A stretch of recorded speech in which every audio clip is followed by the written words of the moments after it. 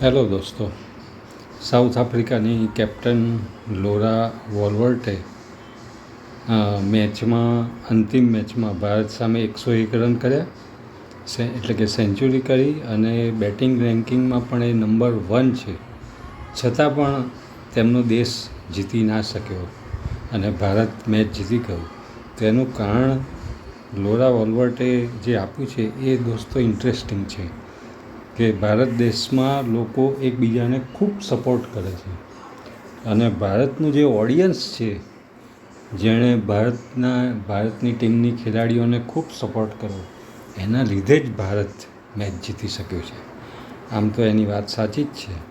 તો દોસ્તો, એના સ્ટેટમેન્ટને આપણે વધાવીએ અને આપણા દેશનું જે ઓડિયન્સ છે, જે હંમેશા ચીયરઅપ કરતું હોય છે અને આપણે મેચ જીતતા હોઈએ છીએ, તે પણ વાત સાચી છે.